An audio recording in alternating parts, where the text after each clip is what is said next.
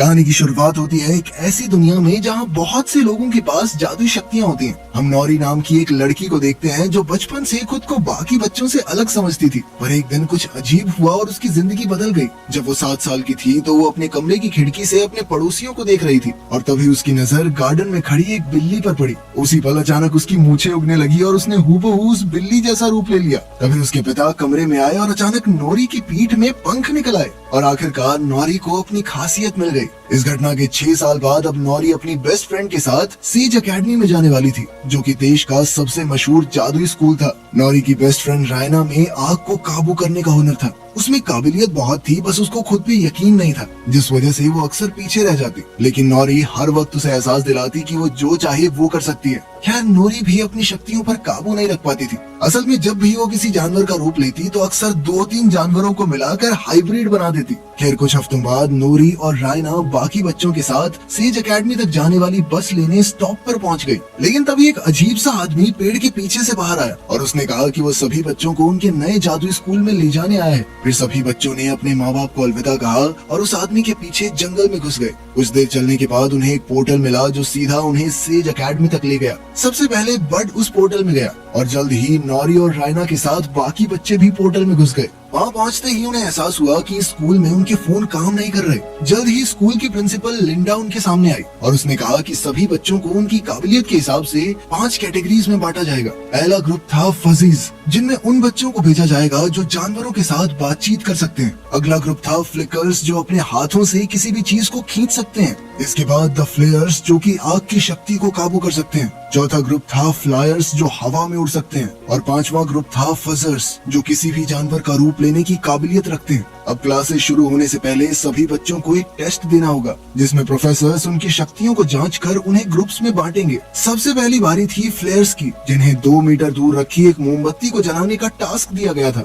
सबसे पहले फिलिप नाम का एक लड़का अंदर गया और उसके टेस्ट के बाद प्रिंसिपल ने उसे एक कार्ड देकर बाहर इंतजार करने को कहा। बाद में जब एलियट की बारी आई तो वो मोमबत्ती नहीं जला सका, क्योंकि उसके हाथ से चिंगारी की जगह धुआं निकल रहा था। प्रोफेसर्स उससे काफी नाखुश थे। खैर, अंत में रायना की बारी थी, जो अपने साथियों में से सबसे बेहतरीन थी, क्योंकि उसने सिर्फ अपनी छोटी उंगली से ही मोमबत्ती जला दी। इसके बाद फजीज का टेस्ट हुआ, जिसमें उन्हें कुत्ते से बातचीत करके उससे कुछ सवालों के जवाब पूछने थे। अगर वो कुत्ते के सभी जवाब समझ पाए तो वो टेस्ट में पास हो जाएंगे। तीसरे टेस्ट में कुछ बच्चों को सामने रखे गमले को अपनी शक्ति से अपनी तरफ खींचना था। लेकिन जब पेपर नाम की एक लड़की की बारी आई तो उसने गमला अपनी तरफ खींचने की बजाय दूर धकेल दिया और वो सीधा दीवार से जा टकराया। इसी वजह से उस बेचारी को रिजेक्ट कर दिया गया। फिर उड़ने का टेस्ट हुआ, जिसमें बच्चों को 30 सेकंड के लिए जमीन से 1 मीटर ऊपर रहना होगा। मगर जब आंद्रे नाम के एक लड़के की बारी आई तो जैसे ही उसने अपना भारी भरकम बैग उतारा तो वो एक ही पल में उड़कर सीधा छत पर जा लगा। उसकी शक्तियाँ उसके बस में नहीं थी और वो चाहकर भी वापस नीचे नहीं आ रहा था। तो प्रोफेसर्स ने सीढ़ियाँ लगाकर जैसे तैसे उसकी जान बचाई।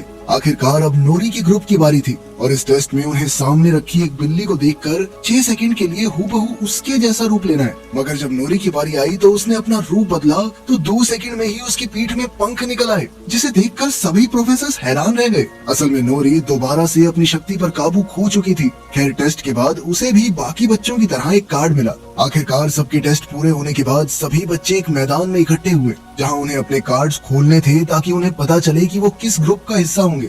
तब रायना ने देखा कि उसे तो आग फेंकने वाले ग्रुप में शामिल कर लिया गया था और वो बेहद खुश थी। मगर नौरी ने देखा कि वो फजर्स ग्रुप में नहीं थी, बल्कि उसके कार्ड पर तो यूडीएम लिखा हुआ था। तो उसे समझ नहीं आया कि ये कौन सा ग्रुप है। खैर, फिर प्रिंसिपल ने सभी बच्चों को कैफेटेरिया में जाकर अपने ग्रुप की यूनिफॉर्म लेने को कहा, पर नूरी को यूडीएम के निशान वाले रास्ते पर जाना होगा। आखिरकार नूरी ने रायना को अलविदा कहा और वो जंगल के रास्ते पर चलते हुए यूडीएम हेडक्वार्टर्स में पहुंच गई। वहां बड ने उसका स्वागत किया और उसे जमीन के नीचे बने एक हॉल में ले गया। जब नूरी उस क्लासरूम में गई तो उसे बाकी बच्चे मिले जो उसकी तरह जादुई टेस्ट में फेल हो गए थे। उन बच्चों को जादू की पढ़ाई नहीं करवाई जाती थी, बल्कि उन्हें देश भर के आम बच्चों की तरह आम तरीके से पढ़ाया जाता। ये सुनते ही नूरी को बहुत गुस्सा आया और उसने पूछा कि वो एकेडमी के बाकी बच्चों की तरह जादू क्यों नहीं सीख सकते। तभी प्रिंसिपल लिंडा वहां आ गई और उसने बताया कि यूडीएम का मतलब है अपसाइड डाउन मैजिक, यानी वो बच्चे जिन्हें सही जादुई शक्तियाँ नहीं मिली और न ही इन जादुई शक्तियों का कोई फायदा था। लिंडा ने कहा कि वैसे भी तुम सब कभी अपने जादू का ठीक से इस्तेमाल नहीं कर पाओगे,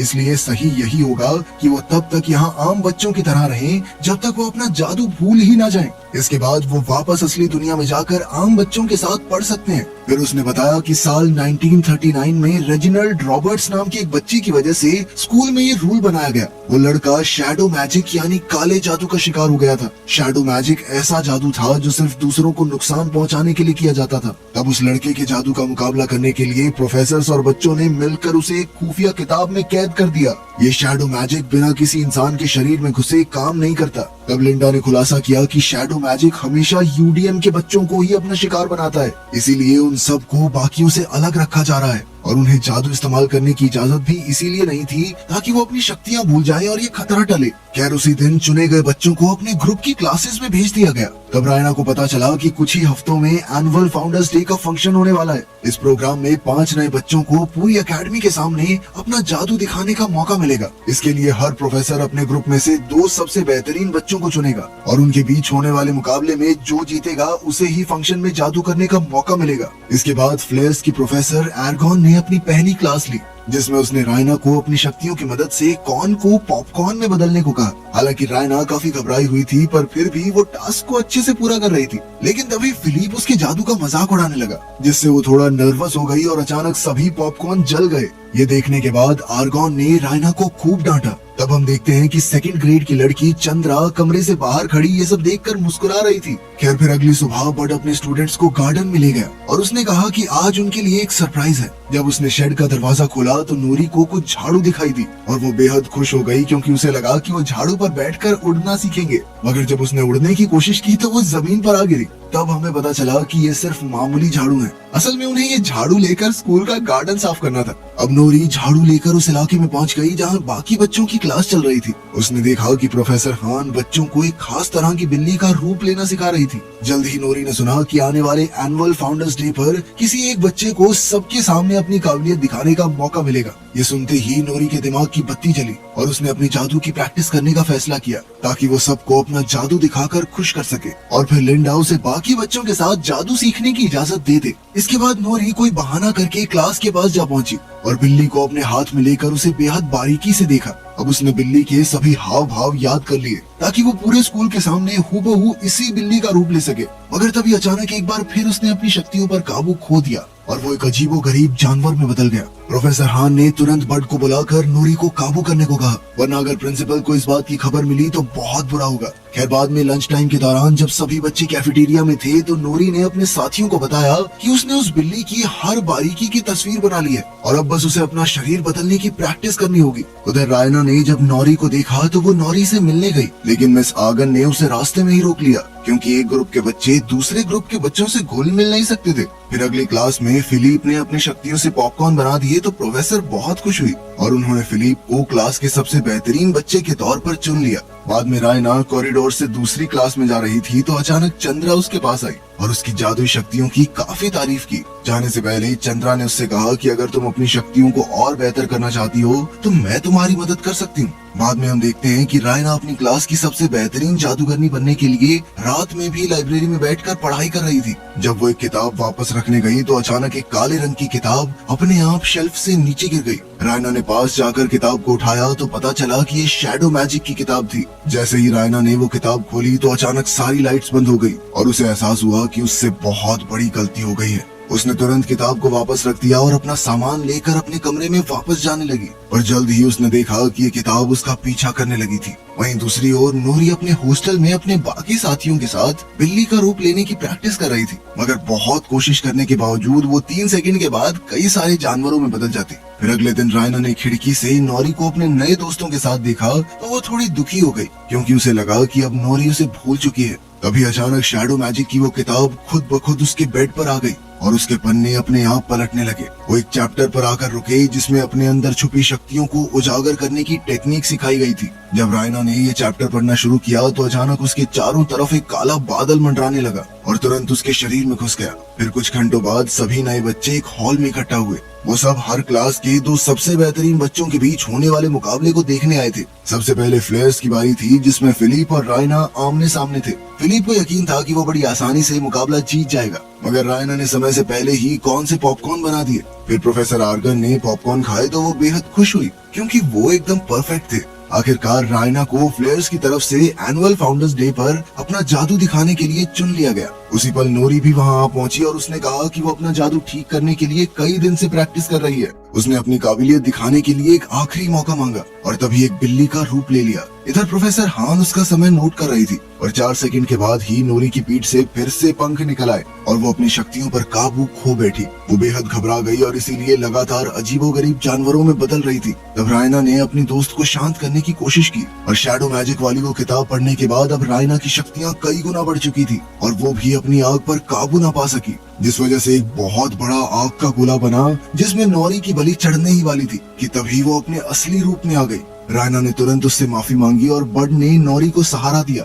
ये सब देखकर प्रिंसिपल लिंडा ने बड को खूब डांटा और उसे अपने स्टूडेंट्स को काबू में रखने को कहा, वरना उसे अपनी नौकरी से हाथ धोना पड़ेगा। इसके बाद नोरी और उसके दोस्त यूडीएम हेडक्वार्टर्स में लौट आए और वो बेहद दुखी थे क्योंकि अब वो जिंदगी में फिर से जादू इस्तेमाल करने की उम्मीद खो चुके थे। तब हमें पता चला कि कई साल पहले बड भी उन्हीं की जगह था, यानी वो भी यूडीएम का स्टूडेंट था। उसे इन बच्चों के लिए बुरा लग रहा था तो उसने सब कुछ जंगल में इकट्ठा किया और कहा कि वो वैसे भी इस नौकरी से खुश नहीं है। अब वो यूडीएम के बच्चों के सपने टूटते हुए देखकर थक चुका था, इसलिए उसने इन बच्चों को अपनी खास काबिलियत को अपनाकर उसका सही से इस्तेमाल करने की ट्रेनिंग देने का फैसला किया। फिर बड अचानक से गाने लगा और उसकी भाषा समझकर जंगल के कई जानवर उसके पास आ गए। तब ये खुलासा होता है कि बड भी फजी कैटेगरी का यूडीएम स्टूडेंट था। ये देखकर सभी बच्चों को एहसास हुआ कि वो अकेले नहीं है। बड बाकियों की तरह बोलकर नहीं बल्कि गाना गाकर जानवरों से बातें करता था। असल में वो छुप छुप कर अपने जादू की प्रैक्टिस करता था ताकि वो उसे भूल न जाए। अब उसने चारों बच्चों को कल सुबह अपने जादू की ट्रेनिंग देने का वादा किया।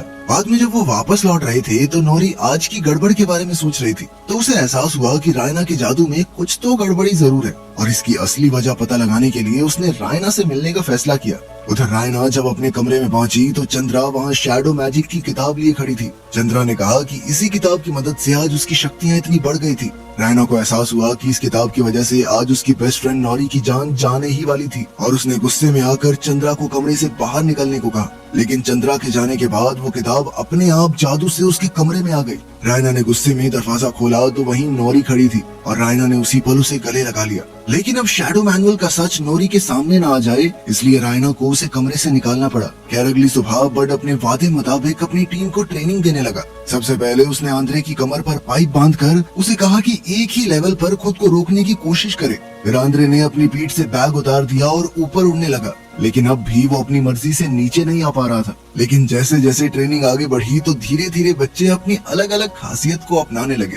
अब वो बाकी बच्चों की तरह एक ही तरह के जादूगर नहीं बनना चाहते थे। इसी दौरान उन सब के बीच गहरी दोस्ती भी हो गई और धीरे धीरे वो अपने जादू पर थोड़ा काबू करना सीख गए थे। एलियट ने अपने हाथों से निकलने वाले धुएं को आकार देना शुरू किया और पेपर अपनी शक्ति से किसी भी चीज को दूर धकेलना सीख गई। इसके अलावा नोरी खुद को एक ही जानवर के रूप में बांधने की बजाय एक ही समय पर 3-4 जानवरों को मिलाकर नए रूप बनाने लगी। उधर रायना अपने साथियों को मजे करते देख रही थी तो एक बार फिर से चंद्रा उसके सामने आई। रायना ने चिल्लाकर उसे वहां से चले जाने को कहा और अब रायना ने वो किताब इस्तेमाल कर ली थी, यानी अब वो दोनों एक हो चुके थे।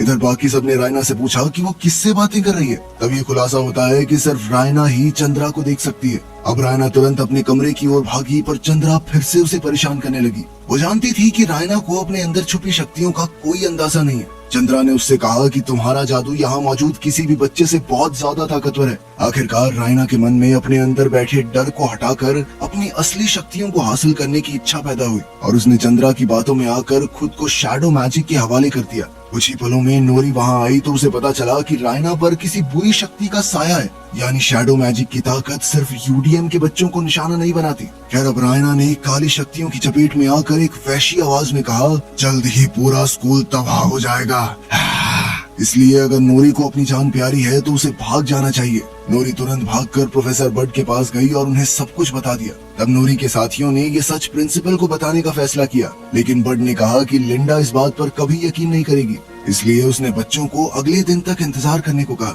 उसे विश्वास था कि वो बुरी आत्मा कल यानी एनुअल फाउंडर्स डे के दिन हमला जरूर करेगी। फिर अगली सुबह सभी बच्चे और प्रोफेसर्स गार्डन में इकट्ठा हुए और लिंडा ने रायना को स्टेज पर बुलाया ताकि वो अपने जादू का नमूना दिखा सके। पहले तो रायना ने अपनी जगह पर बैठे हुए ही आग से हवा में अक्षर लिखकर सबका स्वागत किया। फिर उसने खड़े होकर कहा कि उसने आज के लिए कुछ खास तैयार किया है। तभी अचानक उसने अपने हाथ में बहुत ही बड़ा आग का गोला बनाया और रायना की परछाई बड़ी होते हुए पूरे गार्डन में फैल गई।